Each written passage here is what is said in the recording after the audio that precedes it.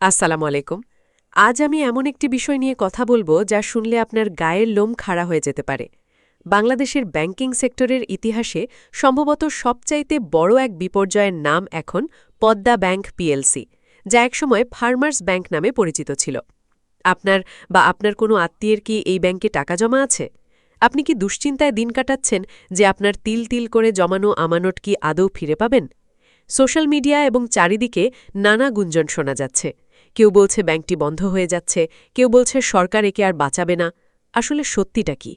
আজকের এই ভিডিওতে আমি পদ্মা ব্যাংকের বর্তমান ভয়াবহ অবস্থার একদম নাড়িবড়ি বের করে আপনাদের সামনে তুলে ধরব। ব্যাংকটির খেলাপি ঋণের পাহাড় থেকে শুরু করে গ্রাহকদের আহাজারি আর বর্তমান সরকারের কঠোর অবস্থান সবকিছুই থাকছে আজকের এই বিশেষ প্রতিবেদনে। আর হ্যাঁ, ভিডিওর একদম শেষে আমি আপনাদের এমন কিছু গোপন ও অত্যন্ত গুরুত্বপূর্ণ তথ্য দেব যা আপনি আগে কখনোই কল্পনা করতে পারেননি। তাই ভিডিওটি ১ সেকেন্ডের জন্য স্কিপ না করে পুরোটা দেখুন, কারণ এটি আপনার সারা জীবনের সঞ্চয়ের প্রশ্ন। শুরুতেই জেনে নেওয়া যাক পদ্মা ব্যাংকের বর্তমান আর্থিক অবস্থা কেমন। সহজ কথায় বলতে গেলে পদ্মা ব্যাংক এখন চরম দেউলিয়া এবং তীব্র তারল্য সংকটের মধ্য দিয়ে যাচ্ছে। বাংলাদেশ ব্যাংক এখন গুরুত্ব সহকারে ভাবছে এই ব্যাংকটিকে চিরতরে বন্ধ বা অবলুপ্ত করে দেওয়ার কথা। আর্থিক সূচকগুলোর দিকে তাকালে আপনি আঁতকে উঠবেন। ব্যাংকটি মোট ৫,৫৯৮ কোটি টাকা ঋণ বিতরণ করেছিল। এর মধ্যে কত টাকা খেলাপি জানেন? প্রায় ৯১.৬৬%, অর্থাৎ প্রায় সব টাকাই এখন গিলে ফেলেছে প্রভাবশালীরা। ব্যাংকটির বার্ষিক পরিচালন ক্ষতি দাঁড়িয়েছে প্রায় ৩৪১.৪২ লাখ টাকায়। এখানেই শেষ নয়, কেন্দ্রীয় ব্যাংকের নিয়ম অনুযায়ী ক্যাশ রিজার্ভ রেশিও এবং তারল্য অনুপাত বজায় না রাখায় বাংলাদেশ ব্যাংকের কাছে এই ব্যাংকের জরিমানা ও বকেয়ার পরিমাণ দাঁড়িয়েছে প্রায় ৬৮৩ কোটি টাকায়। ব্যাংকটি এখন আর নতুন কোনো আমানত পাচ্ছে না এবং পুরনো আমানতকারীদের টাকা ফেরত দিতে গিয়ে তারা পুরোপুরি হাত তুলে দিয়েছে। পদ্মা ব্যাংকে শুধু সাধারণ মানুষের টাকাই নয়, আটকে আছে দেশের ৪৩টি সরকারি প্রতিষ্ঠানের ২,৫০০ কোটি টাকারও বেশি আমানত। বিপিডিবি বা বিদ্যুৎ উন্নয়ন বোর্ড, জলবায়ু পরিবর্তন ট্রাস্ট, তিতাস গ্যাস, বিটিআরসি এবং চট্টগ্রাম ও মোংলা বন্দরের মতো গুরুত্বপূর্ণ প্রতিষ্ঠানের কোটি কোটি টাকা গত ৮ বছর ধরে এই ব্যাংকে বন্দী হয়ে আছে। আপনারা হয়তো ভাবছেন কেন এই ব্যাংকটিকে আগে বাঁচানো গেল না। ২০১৮ সালে সরকার একবার চেষ্টা করেছিল। ৪টি রাষ্ট্রায়ত্ত ব্যাংক এবং আইসিবি মিলে ১,৭১৫ কোটি টাকার মূলধন জুগিয়েছিল, কিন্তু দুর্নীতি আর লুটপাটের নেশা এতটাই তীব্র ছিল যে সেই বিশাল অঙ্কের টাকাও খেলাপি ঋণের পেটে চলে গেছে। ২০২৪ সালের মার্চ মাসে এক্সিম ব্যাংকের সাথে একীভূত হওয়ার বা মার্জারের একটি পরিকল্পনা হয়েছিল, কিন্তু সেই পরিকল্পনাও এখন ভেস্তে গেছে, কারণ কোনো সুস্থ ব্যাংক এই পচা বা মৃতপ্রায় ব্যাংকটির দায়িত্ব নিতে চাইছে না।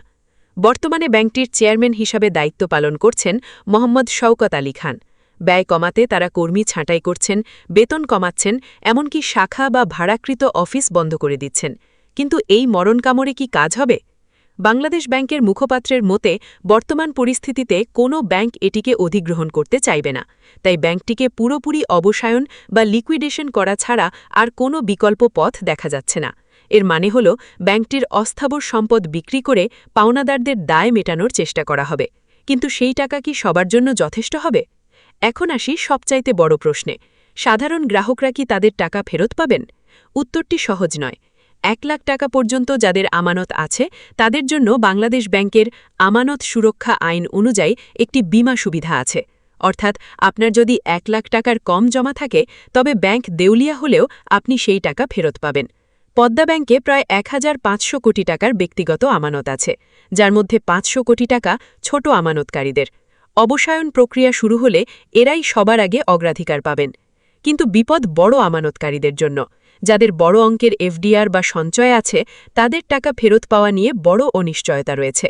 ব্যাংকের সম্পদ বিক্রি করে যদি সব টাকা আদায় না হয় তাহলে হেয়ার কাট পদ্ধতি অনুসরণ করা হতে পারে, অর্থাৎ আপনার মূল টাকার কিছু অংশ কেটে রেখে বাকিটা কয়েক বছর ধরে ধাপে ধাপে দেওয়া হতে পারে। আর সরকারি ৪৩টি প্রতিষ্ঠানের টাকা ফেরত পাওয়া তো এক প্রকার অনিশ্চিত হয়ে পড়েছে, কারণ সরকার নীতিগতভাবে সাধারণ মানুষের টাকাকেই আগে প্রাধান্য দেবে। আপনারা যারা পদ্মা ব্যাংকের গ্রাহক তারা জানেন বর্তমান পরিস্থিতি কতটা ভয়াবহ। বড় অঙ্কের টাকা উত্তোলন এখন পুরোপুরি বন্ধ। আপনি চেকে লাখ টাকা লিখে দিলেও ব্যাংক কর্মচারীরা শুধু পরের তারিখ দিয়ে আপনাকে দিনের পর দিন ঘোরাবেন। শাখাগুলোতে এখন অদ্ভুত এক দৃশ্য দেখা যাচ্ছে। কিছু কিছু শাখায় অত্যন্ত জরুরি প্রয়োজনের কথা বললে তারা মাত্র ২,০০০ বা ৫,০০০ টাকা দিচ্ছে। তাও কখন দিচ্ছে জানেন? যখন ব্যাংকের কোনো পুরনো ঋণগ্রহীতা এসে লোনের কিস্তি জমা দিচ্ছেন। অর্থাৎ একদিকে আদায় হচ্ছে, অন্যদিকে সাথে সাথে তা অপেক্ষমান গ্রাহকদের মাঝে ভাগ করে দেওয়া হচ্ছে। ব্যাংকটির এটিএম বুথগুলো অচল, অনলাইন ট্রান্সফার কাজ করছে না। সাধারণ গ্রাহকরা এখন বাংলাদেশ ব্যাংকের সামনে দাঁড়িয়ে মানববন্ধন করছেন আর নিজেদের জমানো টাকার জন্য কাঁদছেন। এই পরিস্থিতিতে বর্তমান সরকারের অবস্থান কি, এটি জানা খুবই জরুরি। বর্তমান সরকার আর্থিক খাতে শৃঙ্খলা ফেরাতে জিরো টলারেন্স নীতি গ্রহণ করেছে। তারা স্পষ্টভাবে জানিয়ে দিয়েছে যে বিগত আমলের রাজনৈতিক প্রভাবে যারা এই ব্যাংক থেকে টাকা লুট করেছে তাদের কাউকেই ছাড় দেওয়া হবে না। সাবেক চেয়ারম্যান এবং শীর্ষ কর্মচারীদের দেশত্যাগের নিষেধাজ্ঞা দেওয়া হয়েছে এবং অনেকের বিরুদ্ধে আইনি ব্যবস্থা শুরু হয়েছে। সবচাইতে বড় খবর হল, সরকার এই ব্যাংকটিকে আর জনগণের করের টাকা দিয়ে বা বেল আউট দিয়ে বাঁচাবেন না। ব্যাংকটি ৩,৫০০ কোটি টাকার সহায়তা চেয়েছিল, যা সরকার সরাসরি নাকচ করে দিয়েছে। সরকারের যুক্তি হল, কোনো চোর বা জালিয়াতি চক্রের দায় জনগণ কেন মেটাবে? বরং সরকার এখন পদ্মা ব্যাংককে কোনো একটি রাষ্ট্রায়ত্ত ব্যাংকের সাথে পুরোপুরি একীভূত করা বা একে পুরোপুরি বন্ধ করে দিয়ে আমানতকারীদের জন্য একটি বাস্তবসম্মত রোডম্যাপ তৈরি করার চেষ্টা করছে। অর্থ মন্ত্রণালয় এবং বাংলাদেশ ব্যাংক যৌথভাবে একটি শ্বেতপত্র প্রকাশের প্রস্তুতি নিচ্ছে, যেখানে এই লুটপাটের সব তথ্য বেরিয়ে আসবে। ভিডিওর শুরুতে বলেছিলাম একটি গোপন তথ্য দেব, যা আপনি কল্পনাই করতে পারেননি। সেই তথ্যটি হল, গোয়েন্দা সূত্রে জানা গেছে পদ্মা ব্যাংকের খেলাপি ঋণের একটি বিশাল অংশ দেশের বাইরে পাচার হয়ে গেছে এবং বর্তমান সরকার সেই পাচার হওয়া অর্থ ফিরিয়ে আনতে আন্তর্জাতিক সংস্থাগুলোর সাথে যোগাযোগ শুরু করেছে। শুধু তাই নয়, যারা এই ব্যাংকের টাকা আত্মসাৎ করেছে তাদের ব্যক্তিগত সম্পত্তি ক্রোক করে গ্রাহকদের টাকা ফেরত দেওয়ার একটি বিশেষ অধ্যাদেশ বা আইন ২০২৫-এর মধ্যেই আসার প্রবল সম্ভাবনা রয়েছে। এর মানে হল, শুধু ব্যাংকের সম্পদ নয়, অপরাধীদের ব্যক্তিগত বাড়ি গাড়ি বিক্রি করেও গ্রাহকদের পাওনা মেটানোর পরিকল্পনা চলছে। তাই যারা চিন্তিত আছেন তাদের বলবো, আতঙ্কিত হয়ে কোনো ভুল পদক্ষেপ নেবেন না। আপাতত বড় অঙ্কের টাকা তোলা সম্ভব না হলেও সরকারের এই বিশেষ উদ্যোগগুলো বাস্তবায়িত হলে আপনার টাকা ফিরে পাওয়ার একটি পথ তৈরি হতে পারে।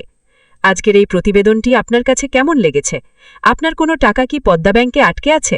কমেন্ট করে আমাদের জানান আর ভিডিওটি শেয়ার করে অন্যদেরও সতর্ক করুন। পরবর্তী আপডেটের জন্য আমাদের চ্যানেলটি সাবস্ক্রাইব করে বেল আইকনটি চেপে রাখুন। ভালো থাকুন, সচেতন থাকুন। আল্লাহ হাফেজ।